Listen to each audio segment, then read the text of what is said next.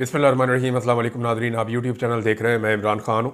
Nadreen, सबसे पहले जो फैसल चौधरी साहब ने इमरान खान साहब के हवाले से बाहर आके चीज़ें बताई हैं वो मैं आपके साथ शेयर करता हूँ। एक बड़ा मुतालबा इमरान खान साहब ने किया और वो बड़ा मुतालबा ये है कि बंद लिफाफा खोलो।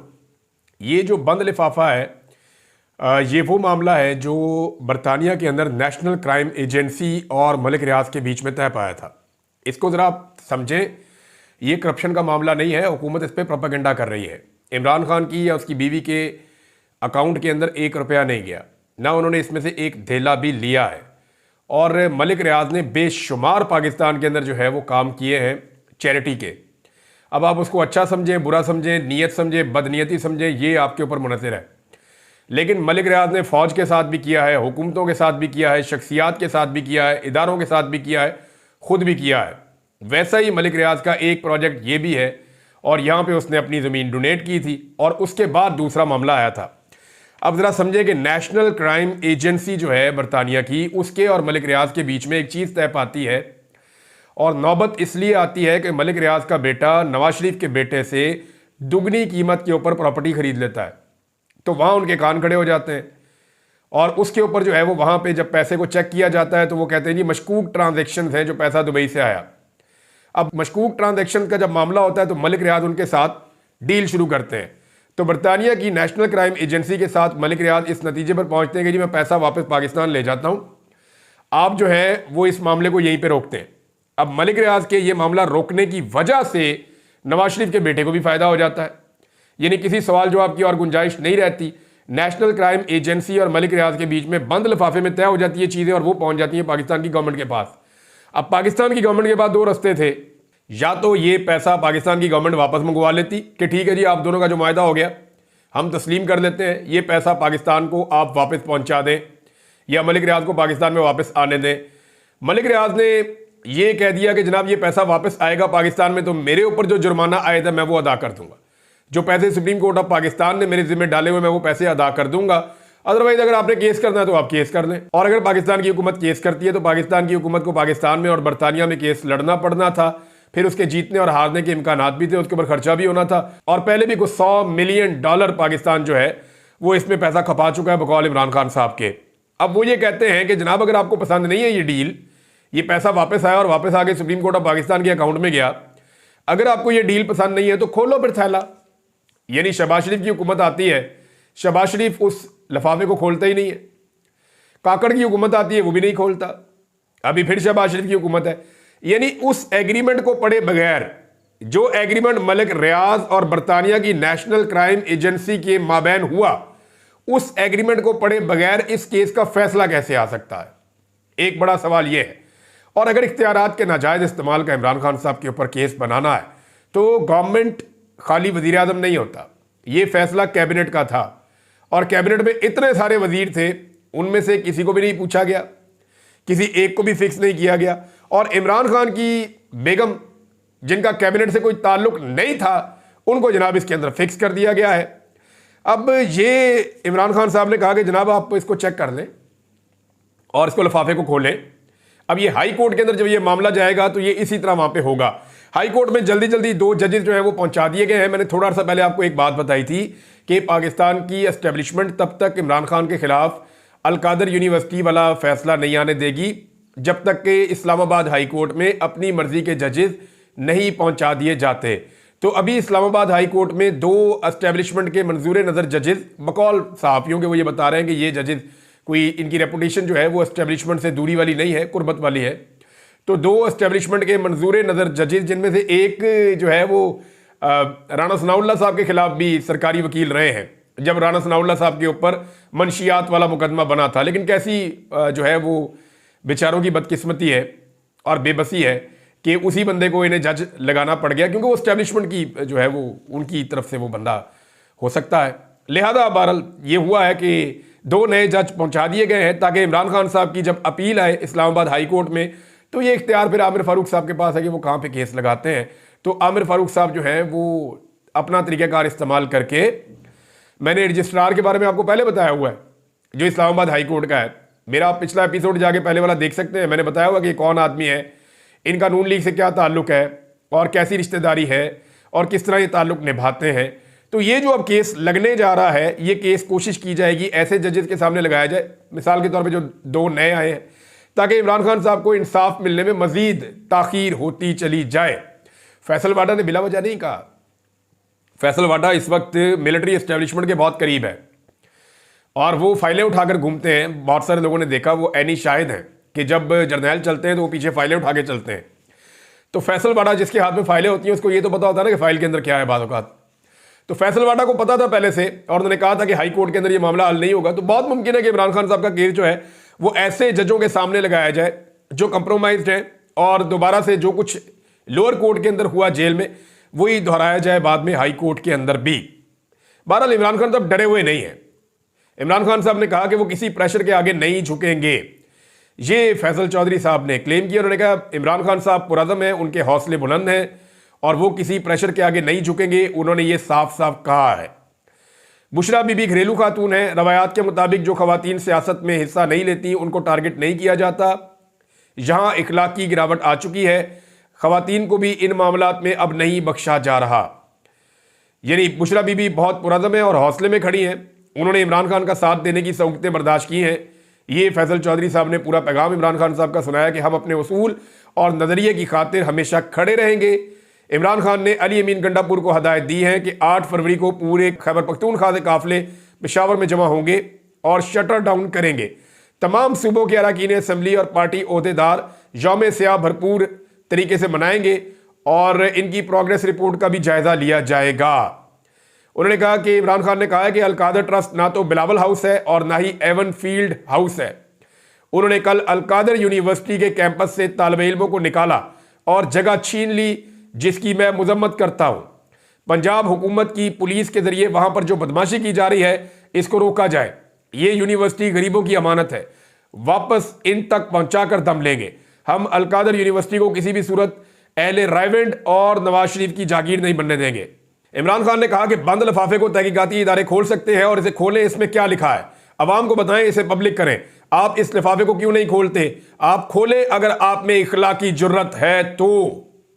फिर जनाब वो कह रहे हैं जी जिस तरह का कल एक ग्रुप सहाफ़ियों का भेजा गया और बाकायदा PMLN के एक्टिविस्ट जो हैं उनको जेल के अंदर दाखिल किया गया, जिन्होंने इमरान खान से वहाँ बदतमीज़ी करने की कोशिश की और यानी बड़ी अजीबोगरीब उन्होंने हरकतें की वहाँ पे उन सहाफ़ियों ने। बहरहाल वो मुंह की खाकर आए हैं। यानी प्लान कुछ और होता है और काम कुछ और हो जाता है। शेख रशीद अहमद भी इमरान खान साहब से मिले हैं। उनके बकौल भी इमरान खान साहब अलकादर यूनिवर्सिटी के फैसले के बाद बिल्कुल भी जो है वो बददिल नहीं हुए।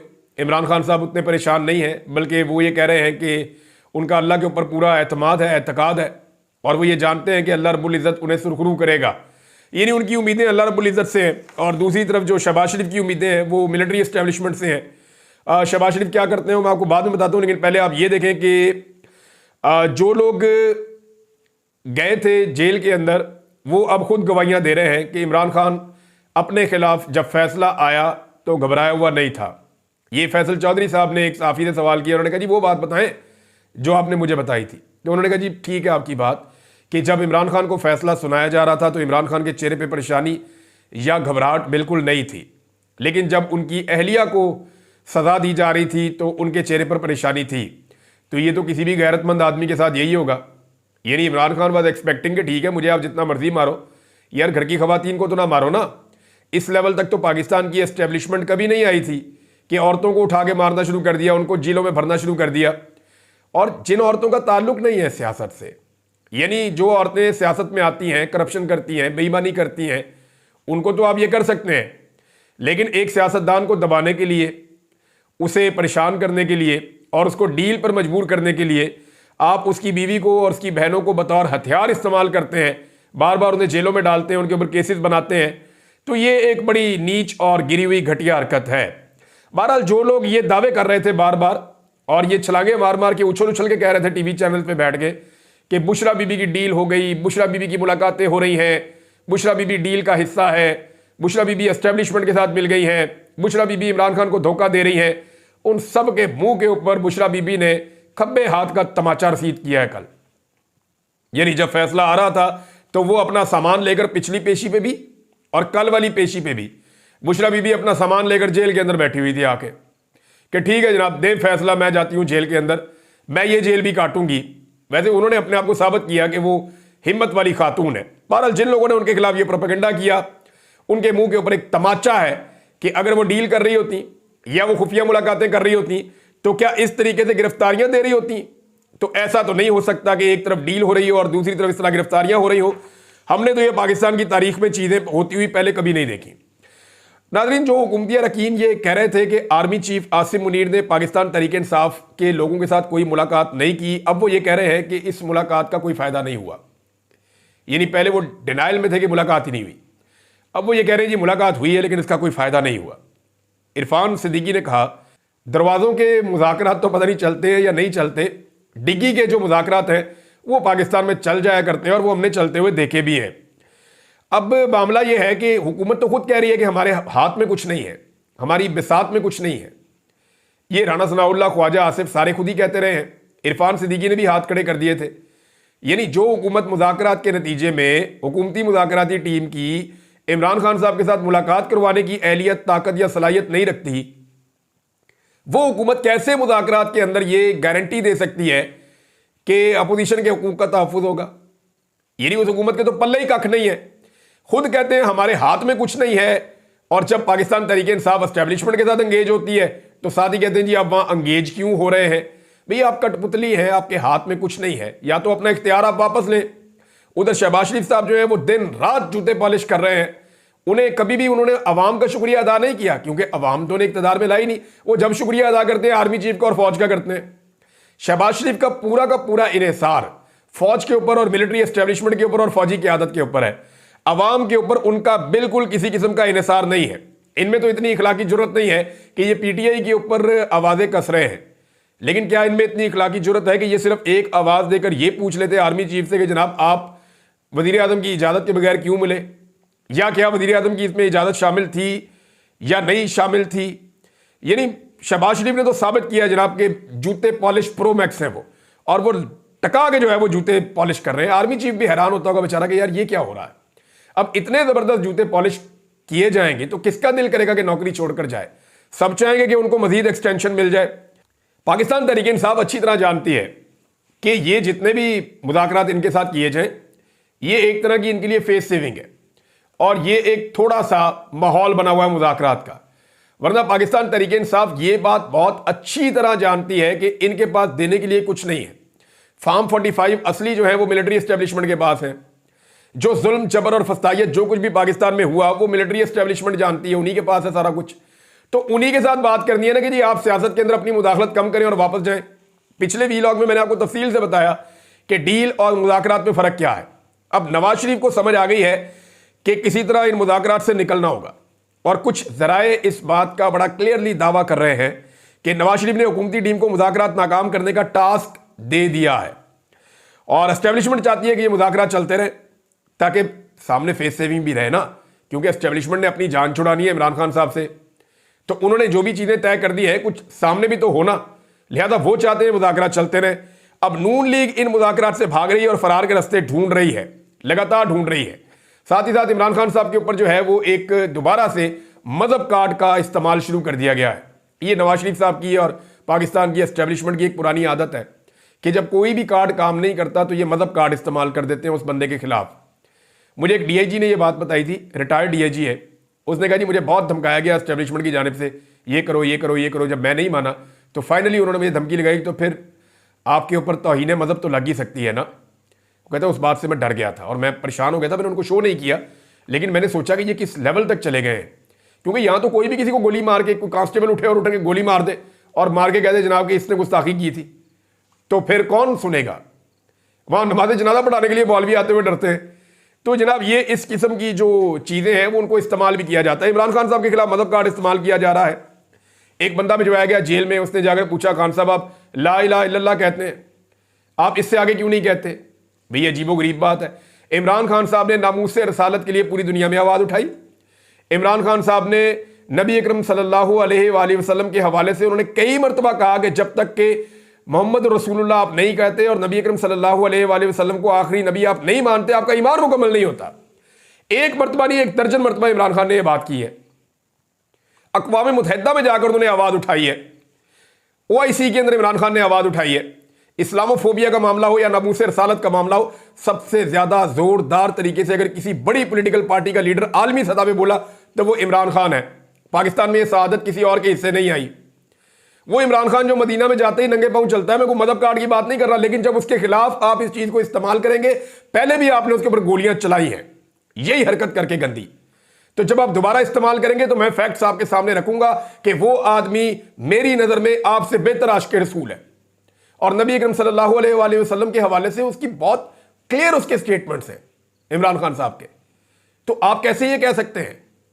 अल्लामा इकबाल ने एक पूरी की पूरी नज़म लिखी थी, खुदी का सिर्रे नेहा ला इलाहा इल्लल्लाह, खुदी है तेगे फिसां ला इलाहा इल्लल्लाह, ये नगमा फसले गुल लाला का नहीं पाबंद, बहार हो के खिजां ला इलाहा इल्लल्लाह, अगरचे बुत हैं जमात की आस्तीनों में, मुझे है हुक्म आज़ां ला इलाहा इल्लल्लाह। इसी तरह के ज़ेनी बीमार उस दौर में अल्लामा इकबाल को भी ये बातें करते होंगे। अल्लामा इकबाल ने जब शिकवा जवाब शिकवा लिखा तो उनके ऊपर भी बड़े फतवे दागे गए थे। ये उसी तरह के मुनाफिक और फ्रॉडिये लोग आज के दौर में भी मौजूद हैं और ये लगातार मजहब को बतौर एक हथियार इस्तेमाल करते आए हैं और मजीद इस्तेमाल कर रहे हैं। यानी इस सवाल को अगर किया गया है, जिसने भी किया है उसको एक दफा शीशे में देखकर सोचना चाहिए कि यार ये मैंने क्या किया, ये क्या हरकत की है। मैंने एक आदमी की जान को मैं खतरे में डालना चाहता हूं सिर्फ और सिर्फ एक गंदी घटिया सियासत के लिए? क्या अब लोगों के ईमान के इम्तिहान इस किस्म के लोग लेंगे? मुझे तो हैरत हो रही है और उलमा इसके ऊपर बात भी नहीं कर रहे हैं। मेरे ख्याल में उलमा को खुलकर आना चाहिए और खुलकर इसके ऊपर बात करनी चाहिए कि ये ज्यादती है और ये ज्यादती रोकी जाए। वैसे वजीर इत्तलात ने भी कसर नहीं छोड़ी, सरकारी मौलवी लेकर बैठ गए इमरान खान साहब के खिलाफ एक मजहबी नौयत की प्रेस कॉन्फ्रेंस भी कर दी। सैयद खुर्शीद शाह, पाकिस्तान पीपल्स पार्टी, उनके सीनियर रहनुमाओं में से एक, उन्होंने भी अब तस्लीम कर दिया है। फजलुर रहमान ने तस्लीम किया, मिफ्ता इस्माइल ने तस्लीम किया, शाहिद खान अब्बासी ने तस्लीम किया, जावेद लतीफ ने तस्लीम किया, बेशुमार और लोगों ने, सारी पॉलिटिकल पार्टीज के उन्होंने तस्लीम किया। अख्तर मेंगल ने तस्लीम किया, नून लीग ने तस्लीम किया, पीपल्स पार्टी ने तस्लीम किया। अब खुर्शीद शाह साहब कह रहे हैं कि इमरान खान साहब की हुकूमत गिराना हमारी गलती थी, हमें तहरीक अदम एतमाद इमरान खान के खिलाफ नहीं लानी चाहिए थी। ये लोग एस्टेब्लिशमेंट के बहकावे में आ गए जनरल बाजवा के और उन्होंने ये गंदा काम कर दिया। उन्होंने कहा जी वफाकी हुकूमत मुद्दत पूरी करती है या नहीं इसका मुझे इल्म नहीं है। नून लीग के अपने वज़रा और उनके अपने अरकान असम्बली खुद ही अपनी हुकूमत से बहुत परेशान है और अभी सूरत हाल में मकबूलियत के झूठे झंडे गाड़ने के लिए मरियम नवाज ने पंजाब में ड्रामे शुरू कर दिए हैं। यानी वो इस ओहदे के लिए एक डिसग्रेस बनती चली जा रही है। आप अंदाजा करें, इसको पंजाबी में कहते हैं शोधापन। यानी जो कोई लोग होते हैं ना जिनको नौदौलतिये कहते हैं, अचानक नई नई दौलत आ जाए तो वो अजीबोगरीब हरकतें करना शुरू कर देते हैं, दिखावा शुरू कर देते हैं। तो ऐसी अजीबोगरीब शोधापन और अजीबोगरीब हरकतें मरियम नवाज जाके वो कॉलेजेस के अंदर क्रिएट कर करके ना तालीमी इदारों में वो ये कर रही हैं। अब सियालकोट के तालीमी इदारे में गई, वहां 2 लड़कियों के साथ ड्रामा किया। एक के साथ ड्रामा किया, आ जाओ आके मेरी कुर्सी पे बैठ जाओ, ड्रामा नंबर 1। ड्रामा नंबर 2 किया कि मेरे साथ जफ्फी डाल लो, और वो बच्ची रोना शुरू हो गई। अब हसनैन है जी नया पाकिस्तान वाला, ये बड़ा ज़बरदस्त रिपोर्टर है, इसने मुस्लिम लीग नून को बड़ा बेनकाब किया बहुत सारी जगह पे। तो हसनैन ने इस ओवर एक्टिंग का पोल खोल दिया। उन्होंने बताया जी कि ओवर एक्टिंग के लिए ये दोनों लड़कियां गुजरावाला से सियालकोट बुलाई गई थी। यानी इन दोनों लड़कियों का उस तालीमी इदारे से ताल्लुक नहीं है, इनको कहीं और से बुलवा के कहीं और बिठाया गया कि मरियम नवाज के सामने ड्रामे करने हैं। पूरे सियालकोट में कोई ड्रामेबाज हमें अवेलेबल नहीं है, वहां से आ जाओ। तो वो हसनैन ये कह रहा है कि जी हमना नसीर नामी लड़की को बुलाया गया, इसका वालिद नसीर है और इसकी अम्मा जो है लड़की की वो मुस्लिम लीग नून की पोलिंग एजेंट रही है हमेशा से। वो ये कह रही है कि जी ये लड़की को और इसकी कज़न को बुलवाया गया और लड़की को मरियम नवाज ने कहा कि पीछे से आओ, आके मेरी कुर्सी पे बैठ जाओ। ये ड्रामा उसके साथ किया और इसकी कज़न को अपने गले लगाया और उसने रोने की बहुत अच्छी एक्टिंग की है। अब ये 10-10 कैमरे साथ लेकर इधर कैमरे इधर कैमरे इधर कैमरे, एंगल बन रहे हैं, जफियां डल रही हैं, स्लो मोशंस बन रहे हैं। वो यार ये हुकूमत चल रही है पंजाब की, इनको लाने वाले भी सोचेंगे क्या नमूने आपने कौम के ऊपर मुसल्लत कर दिए हैं। यानी एक तो झूठे फ्राइडिये बेईमान फॉर्म 47 जाली आपने इनके हाथ में दिया, ऊपर से ये सीरियस हो गए और सीरियस होकर भी इंतहाई गैर संजीदा हरकतें कर रहे हैं। इस ओहदे की डिस्ग्रेस हो रही है। उस्मान बुज़दार इनसे बहुत बेहतर था, मुझे ये कहना पड़ेगा।